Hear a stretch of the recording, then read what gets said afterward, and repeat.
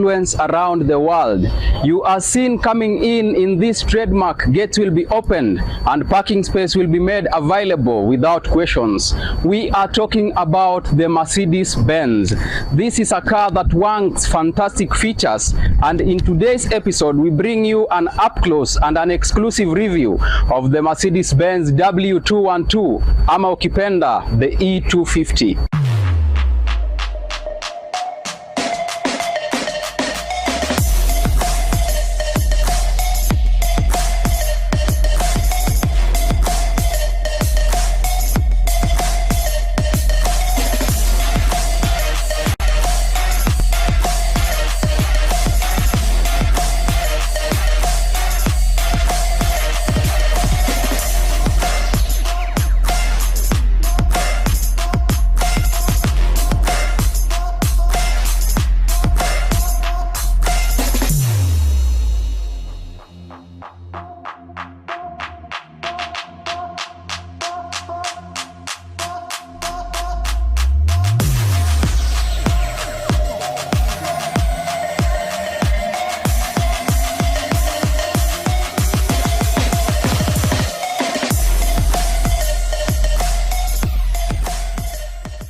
This is the ultimate expression of the timeless elegance, luxury and refinement. Let us start with the anterior profile of the W212. Now you will get the front end in two configurations. There is the iconic three-dimensional grille which comes with a star and louvered spaces. Now that is the elegant package. And then there is now the Avant grade which comes with a sporty anterior profile without the louvers but with the Mercedes Benz logo centrally placed on the grille. Another thing that I want us to talk about on the anterior profile is the obstacle sensors that we have right here. So these ones assist you when you're driving on the highway during the lane departure assist. There are also cameras on the side mirrors which help you with that as they monitor the lanes as you cruise pale kwa highway. Hadi hapo tuko sawa?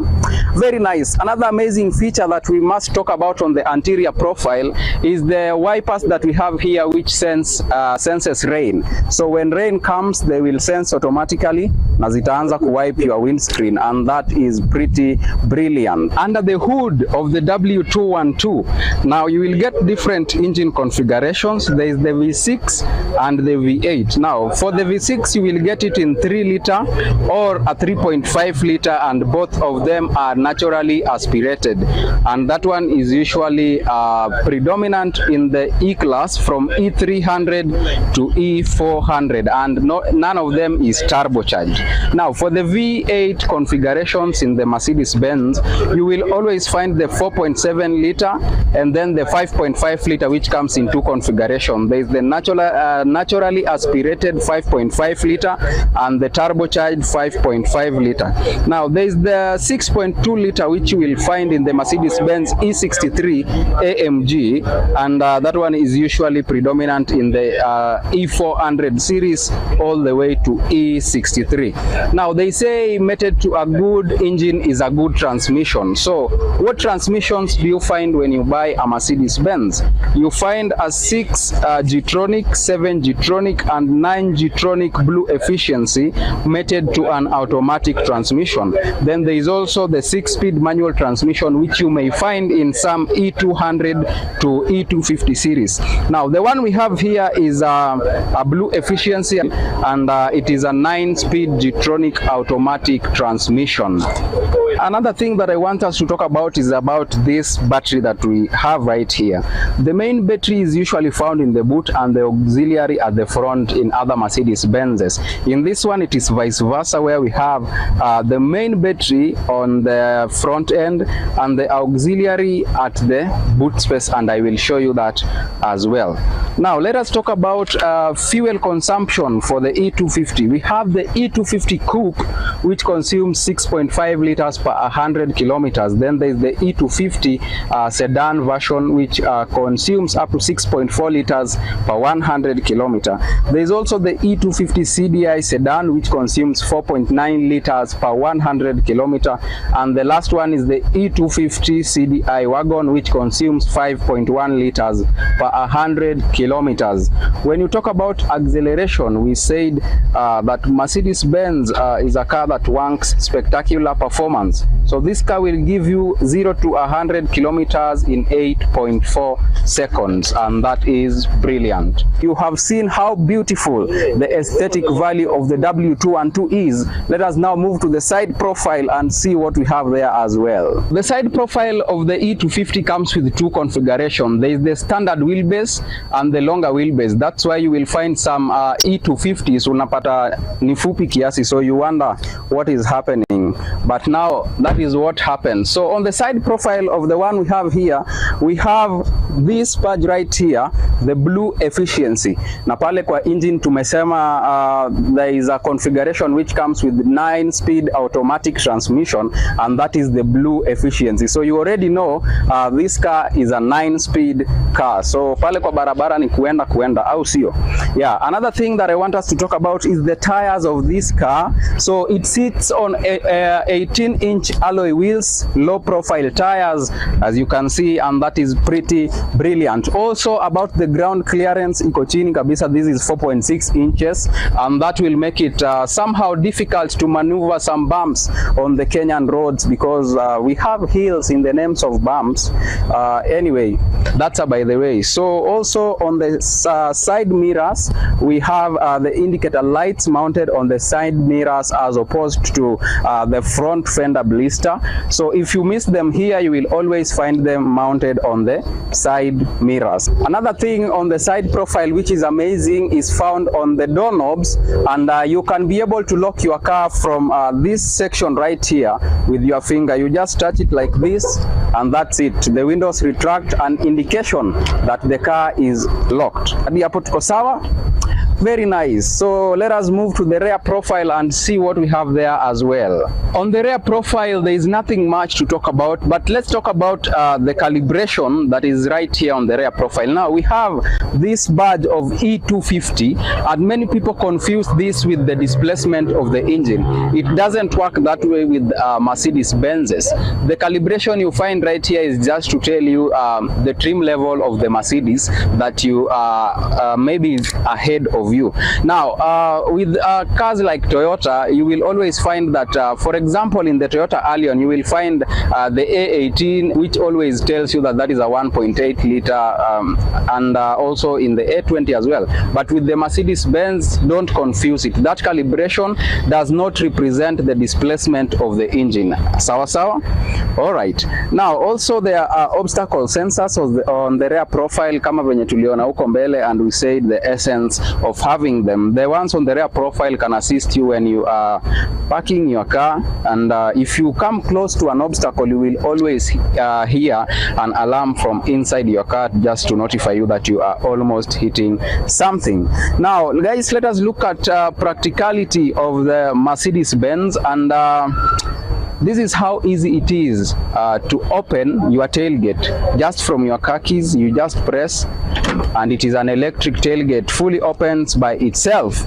Come closer so that we give them an exclusive review of the boot space.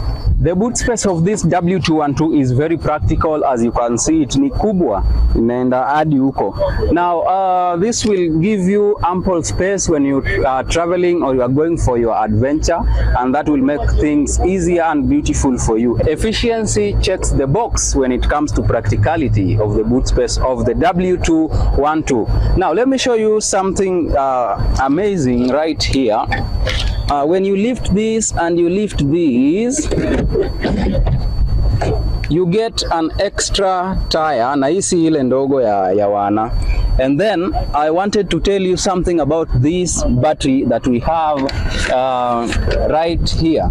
Now, the main battery is usually found in the boot and the auxiliary at the front in other Mercedes Benzes. With this one, it is the vice versa. Now, with this one, the auxiliary battery is found on the rear and the main battery is found on the front pale kwa engine venye niliwaonyesha.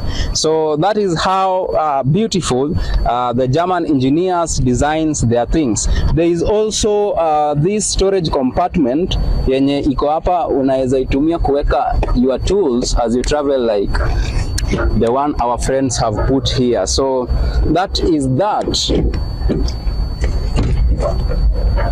Up to that point, the car diary takes a short commercial break. We are coming back with the exclusive review of the interior profile. My name is Alfonso Albakwekwe, the conversation professor himself. And of course, we are still taking up the airwaves right here on Younib TV, the best youth television network in East and Central Africa. Now, do me these favors. We are going for the break. Head on to our socials and follow us on Instagram at Younib_TV and on YouTube and Facebook at Younib Media TV. You can also follow me on my personal handles at _Albakwekwe on Instagram and at Alfonso Albakwekwe on Facebook. Don't go away because the best is yet to come.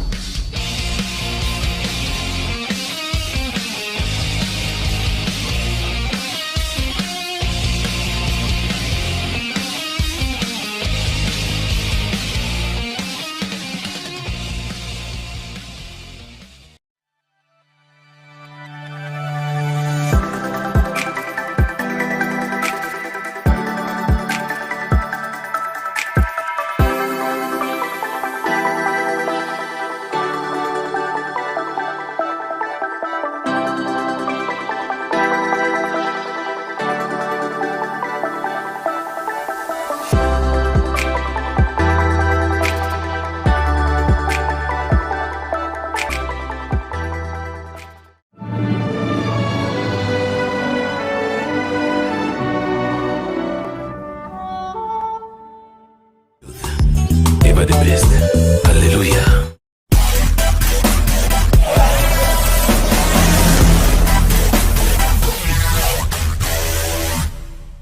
Welcome back to the car diary. We are still taking up the airwaves right here on Younib TV, and right about now we are getting exclusive with the interior profile of the W212. The prima facie when you enter this car is the amazing finishing that you get. You get this not plastic ville, but it's amazing. And then you have an impression of the plastic finishing, calibrated in wooden design, though it's plastic, and full leather upholstery, which makes it really nice to cruise in this car. And then when you focus right here, what we have here is a cockpit and not a dashboard. So let's get up close and candid with the cockpit. We start with the steering wheel, the predominant Mercedes Benz logo on the center, and then there is this section that we have right here, which also displays for you the critical information. You have your speedometer and the RPM gauge, and then you have an analog clock on this section as well, so you can be able to monitor time as you drive this car from this point. Now on the steering wheels we have the paddle shifts, and that means you can drive your car in manual mode. So how do you select your modes of driving the car? There is a button right here, the one you are seeing on the cutaway. So we have the eco mode, we have the sports mode, and we have the manual mode. So this is where you set the configuration of your car based on how you want to drive it. For the Mercedes Benz, ilitolewa hapa. The one you will always find with a gear lever right here is the manual one, that I push it up for reverse, chini for drive, and then you press this button right here if you want to engage the parking brakes. We saw this in the Mercedes Benz S-Class, and we have also met it again in the W212. Let us now shift focus to the center console, and we are starting with the infotainment system. This one is pretty nice. Ni kadogo kiasi kamejificha, but it's nice. ukisonga hapa chini, climate control, very simple. Hii ni ile analog. So I think Mercedes loves analog things because we also have an analog clock. You never know. So hapa chini tena kidogo tuko na sasa controls za gari. There is audio, video, navigations. You can play from CD, and those configurations ukifanya hapa, you see them on this screen. You can also make phone calls from this section that we have right here. Kuna the buttons za kupiga simu, kuna 1 to 9 and then *0 and hash, na kuna call button na hiyo ya kukata simu. Kama sahi unaweza kata simu tupo site, you can call Masiwaki awambie hiyo story. Aya, that aside guys, this is the volume button, fast forward, na hii ni ya kuforward nyuma wakati unasikiza muziki. Let's talk about the sound system for this car. I just want you to hear it for yourselves. You can get that, and it's pretty cool, pretty nice, as you've heard. All right, now there are some controls here as well. So these ones symbolizes heated seats. So this one is for the co-driver and this one is for the driver. And then hapa chini tuko na calibration ya avant grade, so that tells you the trim level of this car. The climate control for controlling what we had here is also here. Hadi hapo tuko sawa guys. Ukisonga hapa chini, there is the storage compartment. You get 2 cup holders for the driver and for the co-driver, and then there is an extra storage compartment right here. This is how you open it. So hapa ndani ndio kuna USB cable, and you can also be able to charge your phone from this section that we have right here. So tuingia hapo nyuma, we also see what we have there as well. Oh, before we leave this part, there is the memory seats features that you will also get here when you buy this car. So they are electric, so you can watch what happens. So this is for the seat in your backrest. Unaweza configure venye unataka, and then this one ni this one right here. So unaweza ingiza ndani ama upandishe juu based on how you want it. So let us get to the rear seats and see how that place looks like. The rear space is still very fantastic, enough legroom, and it is sufficient both for a short and a tall person if you have those two on board. And now let's talk about storage compartments. We have this one here, the pockets on the seats, na kuna ingine hapa, and this one is pretty nice. So this one will act as an armrest if you don't have a third passenger on board, but if you have 2 on board, it is a storage compartment. So you just open this, and when you press this, it pops up, and there you go. You have 2 cup holders for the 2 who are on board when you are driving this car. Now, the rear passengers also get the privilege to get heated seats kama watu wa mbele, and that function iko hapa kwa mlango. So if you press this button, you get to enjoy heated seats kama uko hapa nyuma. Now, this car also features a sunroof, and it is a panoramic sunroof. So that means ni mbele na nyuma, it's double, and as you can see, that enhances ambience as you drive in this car. So you will feel nice ukibebwa kwa hii gari, especially if you are sitting on the back left like mheshimiwa. Folks, this has been the Car Diary, and we have been taking up the airwaves right here on Younib TV, the best youth television network in East and Central Africa. Go and follow us across all our socials. Pale Instagram tupate at Younib_TV. On Facebook and on Instagram, you will find us as Younib Media TV. You can as well follow the Conversation Professor pale kwa handles zake, Instagram _Albakwekwe and Facebook Alfonso Albakwekwe. Until next time guys, have a blessed weekend, and see you next time, same place. Adios.